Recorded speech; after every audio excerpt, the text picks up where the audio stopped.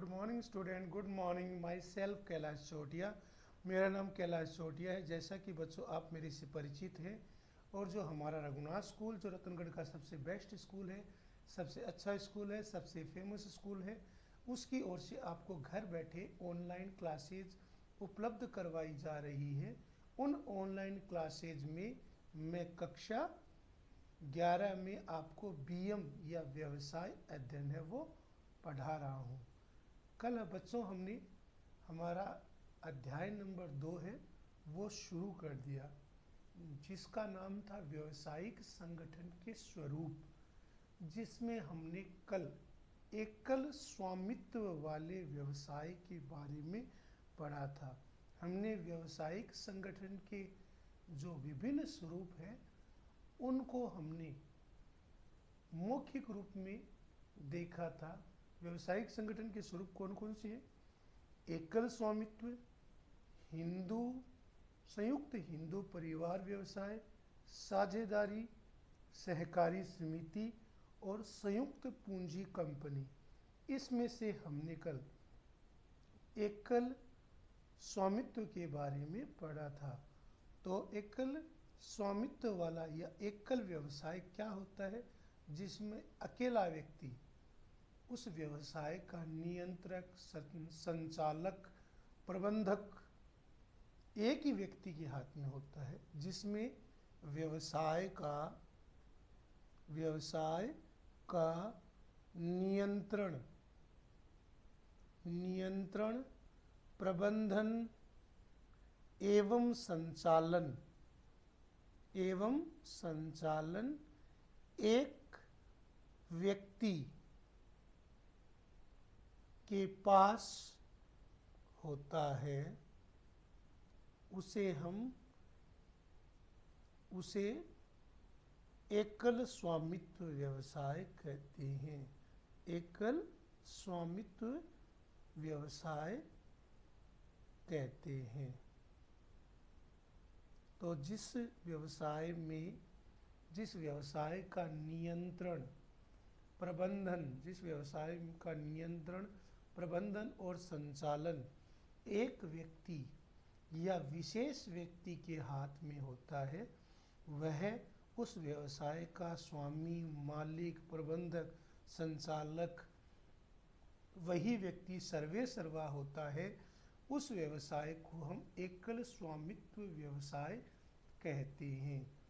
यानी उस व्यवसाय में होने वाला लाभ के लिए और होने वाली हानि के लिए केवल और केवल एक व्यक्ति ही उत्तरदायी होता है। जो एकल स्वामित्व वाले व्यवसाय हैं वो छोटे व्यवसायों के लिए सबसे उपयुक्त मानी जाती हैं।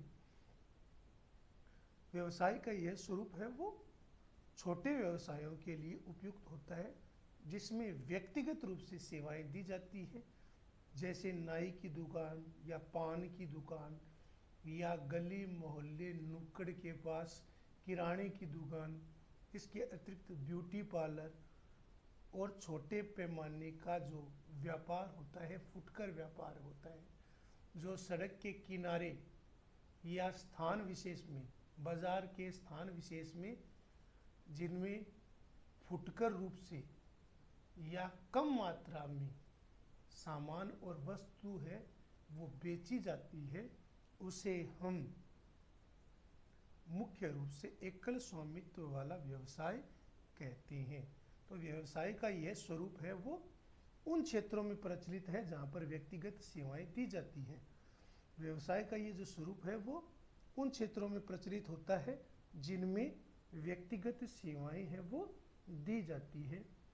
चाहे ब्यूटी पार्लर है, नाई की दुकान है, छोटे पैमाने का व्यवसाय है, किसी क्षेत्र में एक फुटकर व्यापार की दुकान चलाना हो, तो ये सभी एकल स्वामित्व वाले व्यवसाय के उदाहरण हैं। लक्षण, कल मैंने लक्षणों के बारे में हमने चर्चा की थी।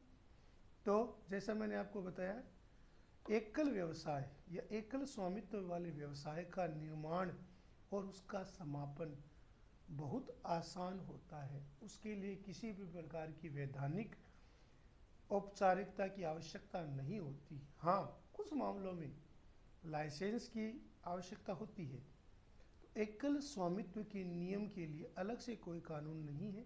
व्यवसाय को बंद करना, व्यवसाय को समाप्त करना, उसके मालिक या प्रबंधक या उसके सीईओ या जो प्रबंधक होता है, निर्देशक होता है, उसकी मृत्यु होने पर वह व्यवसाय स्वतः समाप्त हो जाता है। तो व्यवसाय को बंद करना भी सरल, उसमें सरलता रहती है। उसका व्यवसाय को प्रारंभ करना और उसको समाप्त करना दोनों ही सरल है। एकल व्यापारी व्यवसाय एक व्यावसायिक इकाई है जिसमें एक ही व्यक्ति पूंजी लगाता है, एक ही व्यक्ति जोखिम उठाता है। तो एक ही व्यक्ति पूंजी लगाता है, एक ही व्यक्ति जोखिम उठाता है, एक ही प्रबंधक होता है। तो एक व्यक्ति अपनी संपूर्ण पूंजी लगाता है, उसका प्रबंधन करता है, वही उसका नियंत्रण करता है, वही उसका स्वामित्व रखता है, और वही व्यक्ति अपनी संपूर्ण पूंजी द्वारा उस व्यवसाय में, एकल व्यवसाय में जोखिम उठाता है। दूसरा हमारा जो बिंदु है वो क्या है? दायित्व। दायित्व क्या होता है? दायित्व या जिम्मेदारी। तो एकल स्वामित्व वाला जो व्यवसाय होता है उसमें दायित्व है वो असीमित होते हैं। जो एकल स्वामित्व वाले व्यवसाय हैं उनमें जो स्वामी या मालिक या सीईओ है उसका दायित्व है वो असीमित होता है। उसकी कोई निर्धारित सीमा रेखा नहीं है। एकल स्वामित्व में असीमित दायित्व होता है, असीमित दायित्व होता है। एकल स्वामित्व में असीमित दायित्व पाया जाता है। तो एकल स्वामित्व का दायित्व भी असीमित होता है। यानी इसका अर्थ है यदि व्यवसाय की संपत्तियां सभी ऋण का भुगतान के लिए पर्याप्त नहीं है तो स्वामी इन ऋणों के भुगतान के लिए अपनी व्यक्तिगत रूप से उत्तरदायी होता है। तो एकल स्वामित्व वाले व्यवसाय में जो प्रबंधक होता है या मालिक होता है उसके ऊपर असीमित दायित्व होती है। यदि व्यवसाय की संपत्ति सभी ऋणों के भुगतान के लिए पर्याप्त नहीं है तो स्वामी इन समस्त ऋणों के लिए उत्तरदायी माना जाता है। तो एकल स्वामित्व में असीमित दायित्व होता है। एकल स्वामित्व वाले व्यवसाय में असीमित, जिनकी कोई सीमा नहीं होती, ऐसे दायित्व पाए जाते हैं। यदि स्वामी के इन ऋणों का भुगतान करने के लिए, यदि भुगतान समस्त सभी ऋणों के भुगतान के लिए पर्याप्त नहीं है उसकी संपत्तियां, तो वह उसका मालिक, प्रबंधक या सीईओ है, वो उन समस्त ऋणों को चुकाने के लिए व्यक्तिगत रूप से उत्तरदायी माना जाता है। ऐसी स्थिति के लिए उसकी जो निजी संपत्ति है, चाहे उसकी कार हो, चाहे उसका घर हो, प्लॉट हो, मकान हो, ये बेची जा सकती हैं।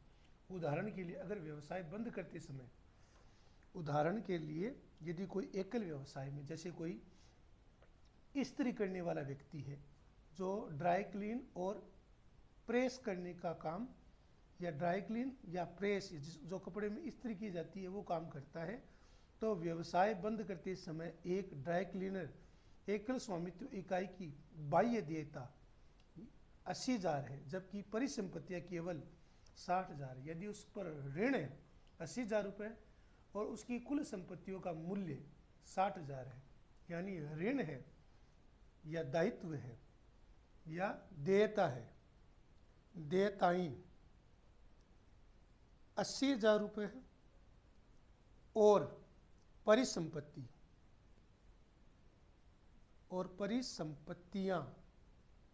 60,000 रुपये है, तो बाकी बचे 20,000 रुपये चुकाने के लिए वह ड्राई क्लीन चलाने वाला व्यक्तिगत रूप से उत्तरदायी होगा। ऐसे में उस व्यक्ति की निजी संपत्ति, उसकी कार, उसके मकान, उसके प्लॉट को गिरवी रखा जा सकता है।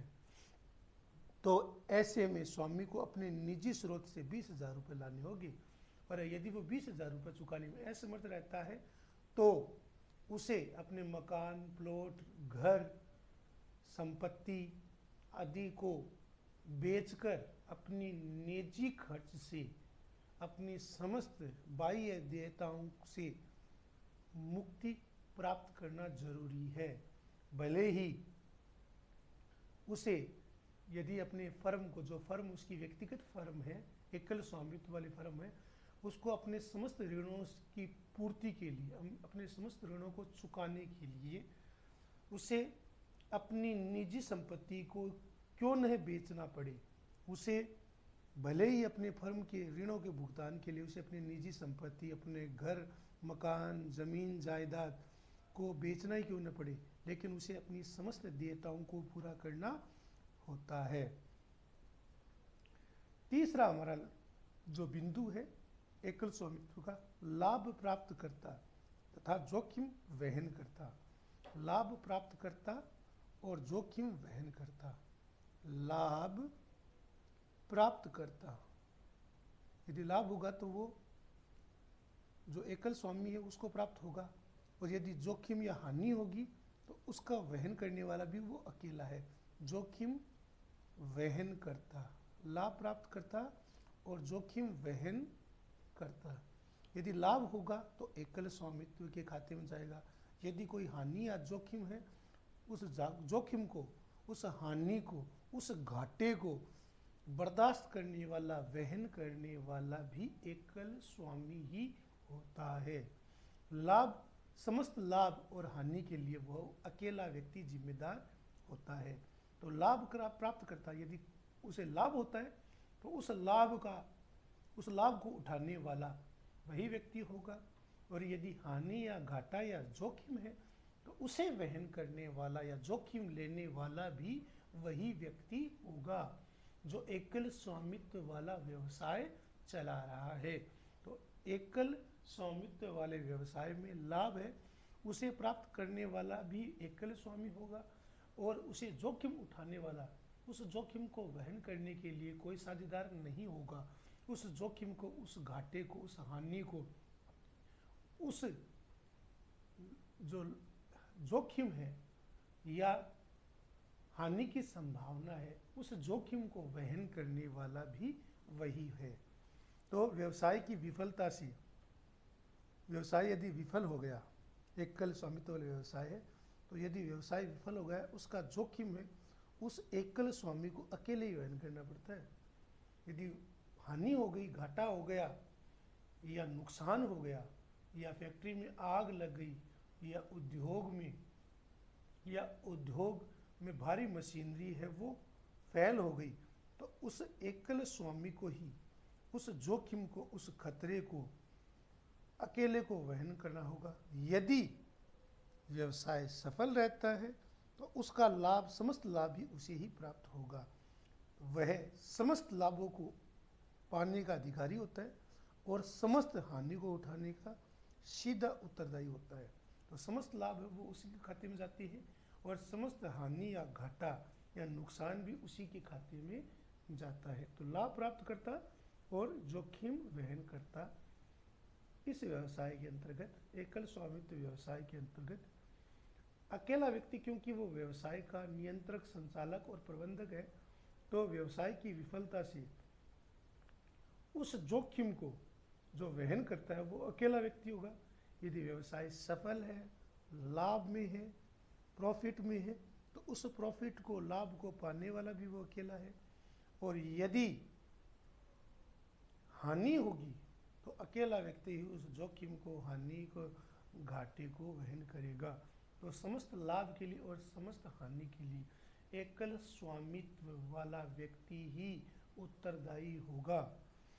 जैसा कहा गया बेटा कि एकल व्यवसाय में व्यवसाय एक ऐसी व्यवसायी इकाई है जिसमें एक ही व्यक्ति पूंजी लगाता है, एक ही व्यक्ति जोखिम उठाता है और एक व्यक्ति ही प्रबंधक होता है। तो हानि के लिए, व्यवसाय में होने वाली हानि के लिए और व्यवसाय में होने वाले लाभ के लिए, तो व्यवसायिक हानि के लिए और व्यवसायिक लाभ के लिए, तो जैसे मैंने आपको कहा है, एकल स्वामी व्यवसाय एक ऐसी इकाई है जिसमें एक ही व्यक्ति पूंजी लगाता है, उद्यम का जोखिम उठाता है, व्यवसाय शुरू करने का जोखिम उठाता है और उसका अकेला व्यक्ति है वो प्रबंधन करता है।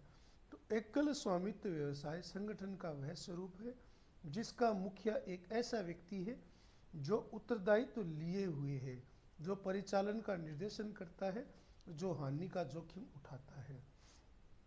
तो एकल स्वामित्व व्यवसाय संगठन का वह स्वरूप है जिसका मुखिया एक व्यक्ति होता है, अकेला व्यक्ति होता है और उसे समस्त हानि और लाभ के लिए उत्तरदायी माना जाता है।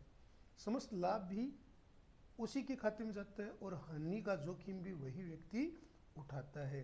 तो एकल व्यवसाय या एकल स्वामित्व वाला व्यवसाय व्यवसाय की वह क्रिया है जिसमें एक अकेला व्यक्ति ही पूंजी का जोखिम उठाता है, पूंजी लगाता है, उद्यम का जोखिम उठाता है, श्रम लगाता है और अकेला व्यक्ति उसका नियंत्रण और प्रबंधन करता है। एकल स्वामित्व व्यवसाय का वह स्वरूप है जिसका मुखिया एक व्यक्ति है जो उत्तरदायित्व लिए हुए रहता है एवं हानि का जोखिम है वो उठाता है।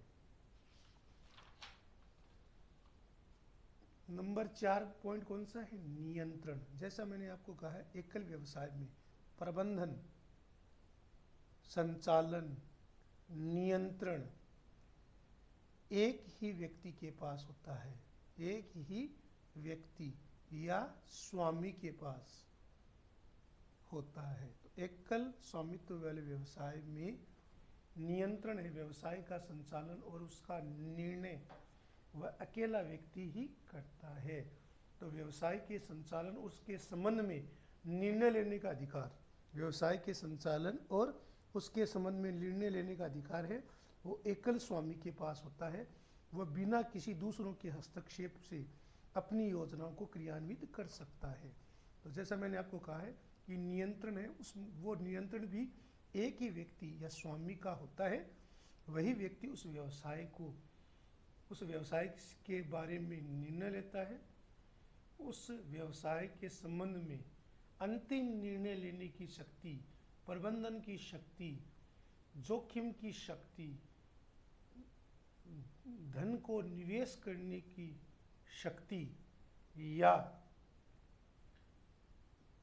अंत में अंतिम रूप से जो व्यवसाय के बारे में निर्णय लेने का अधिकार है, शक्ति है, वो एकल स्वामी के पास ही होती है। एकल स्वामित्व में नियंत्रण है, व्यवसाय का नियंत्रण, उसे के संबंध में निर्णय लेने की शक्ति एकल स्वामी के पास होती है। वह बिना किसी बाह्य हस्तक्षेप के अपनी इच्छा से समस्त योजनाओं का क्रियान्वयन कर सकता है। तो जैसा मैंने आपको बच्चों बताया है, एकल स्वामित्व वाले व्यवसाय में अकेले व्यक्ति के पास निर्णय लेने, जोखिम उठाने, पूंजी लगाने, अपने श्रम लगाने और व्यवसाय के बारे में अंतिम रूप से निर्णय लेने की शक्ति एक ही व्यक्ति के पास होती है। अकेला व्यक्ति उसका नियंत्रक होता है, संचालक होता है, प्रबंधक होता है, उसी का निर्णय अंतिम होता है, वही उस व्यवसाय के बारे में अंतिम निर्णय लेने के लिए ही स्वतंत्र होता है। एक व्यक्ति इसका स्वामी होता है, एक ही व्यक्ति उसका नियंत्रक होता है, स्वतंत्र अस्तित्व नहीं। जैसे मैंने आपको बताया, कानून की दृष्टि से एकल व्यवसाय और उसके व्यवसाय में कोई अंतर नहीं है, क्योंकि इसमें व्यवसाय का इसके स्वामी से कोई अलग अस्तित्व नहीं है। कानून की दृष्टि से एकल व्यवसाय और उस व्यवसाय की में कोई अंतर नहीं है, स्वतंत्र अस्तित्व नहीं, स्वतंत्र अस्तित्व नहीं,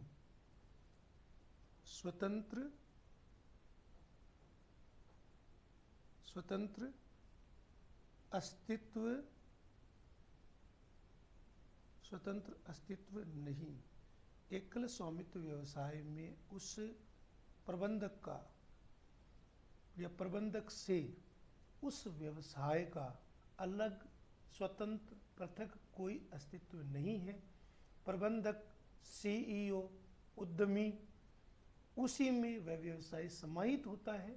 उस व्यवसाय का अपने प्रबंधक से अलग पृथक कोई अस्तित्व नहीं रहता, कोई स्वतंत्र अस्तित्व नहीं है, क्योंकि इससे व्यवसाय का स्वामी से कोई अलग अस्तित्व नहीं होता।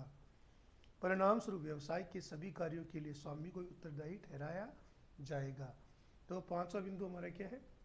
कानून की दृष्टि से एकल स्वामित्व वाले व्यवसाय में व्यवसाय और उसके प्रबंधक का कोई पृथक अस्तित्व नहीं है। यदि उस प्रबंधक के कुछ हो जाए तो उस व्यवसाय का कोई अस्तित्व, स्वतंत्र अस्तित्व नहीं रहता। क्यों? क्योंकि इसमें व्यवसाय का स्वामी का उसके स्वामी से अलग, क्योंकि व्यवसाय का उसके स्वामी, उसके मालिक, उसका प्रबंधक, उसके उद्यमी से, उसके सीईओ से कोई प्रथम अस्तित्व नहीं है। परिणाम स्वरूप व्यवसाय के सभी कार्यों के लिए उस प्रबंधक, उस सीईओ, उस उद्यमी को ही अंतिम रूप से उत्तरदायी माना जाता है। तो जैसा मैंने आपको बताया, स्वतंत्र अस्तित्व नहीं। कानून की दृष्टि से एकल व्यवसाय में व्यवसायी का, एकल व्यापारी का और उसके व्यवसाय में कोई अंतर नहीं है, यानी उस व्यवसाय का उस व्यवसायी से अलग कोई अस्तित्व नहीं होता। अतः व्यवसाय के सभी कार्यों के लिए वही स्वामी को ही उत्तरदायी ठहराया जाता है। अगला बिंदु है व्यावसायिक निरंतरता का अभाव। व्यावसायिक निरंतरता एकल व्यवसाय में, एकल स्वामित्व व्यवसाय में नहीं रहती। व्यावसायिक निरंतरता का अभाव, निरंतरता का अभाव, व्यावसायिक निरंतरता का इसमें अभाव पाया जाता है। व्यावसायिक निरंतरता इसमें नहीं रहती, क्योंकि व्यवसाय और उसके स्वामी का एक ही अस्तित्व है। यदि व्यवसाय और उसके व्यवसाय और उसके मालिक का एक ही अस्तित्व है, अतः एकल स्वामित्व वाले व्यवसाय में उसके प्रबंधक का, उसके सीईओ का, उसके मालिक का, उसके प्रबंधक मालिक की यदि कोई मृत्यु हो जाए, यदि वो पागल हो जाए या जेल में चला जाए या उस पर आपराधिक मुकदमा के कार्रवाई के तहत उसे जेल में डाल दिया जाए या वो बीमार हो जाए या दिवालिया हो जाए, तो सीधा प्रभाव उसके व्यवसाय पर पड़ता है और उस स्वामी की, एकल स्वामी की मृत्यु, उसके पागल होने, जेल में चले जाने पर वो व्यवसाय स्वतः ही समाप्त हो जाएगा। तो मैंने आपको कहा कि व्यवसाय की निरंतरता का अभाव होता है। ऐसे व्यवसाय में निरंतरता नहीं होती, क्योंकि व्यवसाय और उसके स्वामी का एक ही अस्तित्व है। इसलिए एकल स्वामित्व वाले व्यवसाय में यदि मालिक है या प्रबंधक है या सीईओ है या मुख्य प्रबंधक, यदि वो उसकी मृत्यु हो जाए, यदि वो पागल हो जाए या जेल में चला जाए, बीमार हो जाए या दिवालिया हो जाए, ऐसी स्थिति में उसका सीधा प्रभाव उसके व्यवसाय पर पड़ेगा और संभवतः उसकी मृत्यु या पागल होने या जेल जाने पर वह व्यवसाय भी समाप्त हो जाए। तो व्यावसायिक निरंतरता का अभाव है, वो एकल स्वामित्व वाले व्यवसाय में पाया जाता है। तो एकल स्वामित्व वाले व्यवसाय में व्यावसायिक निरंतरता नहीं होती। व्यवसाय और व्यवसायी दोनों का एक ही अस्तित्व है। इसमें यदि व्यवसायी की मृत्यु हो जाए, पागल हो जाए, दिवालिया हो जाए या जेल में चला जाए, तो उसका व्यवसाय स्वतः है या वह व्यवसाय स्वतः ही समाप्त हो जाता है। वह व्यवसाय है वो स्वतः ही समाप्त हो जाएगा। तो एकल स्वामित्व वाला व्यवसाय के बारे में मैंने आपको उसके लक्षण के बारे में बताया है। इसके 6 बिंदु हैं। एकल व्यवसाय, दूसरा दायित्व, तीसरा है लाभ प्राप्त करता और जोखिम वहन करता, चौथा है नियंत्रक, पांचवा है स्वतंत्र अस्तित्व नहीं और छठा है व्यावसायिक निरंतरता का अभाव। तो इन 6 बिंदुओं का हमने अध्ययन किया बेटा। इन 6 बिंदुओं के बारे में आपको पढ़ना है, इसको लिखना है। ये 6 के 6 पॉइंट आपको समझने, उतारने, इनको लिखना है, याद करना है। ये आपका होमवर्क है। इसे आपको निरंतर, आपको यह होमवर्क निरंतर जारी रखना है। धन्यवाद।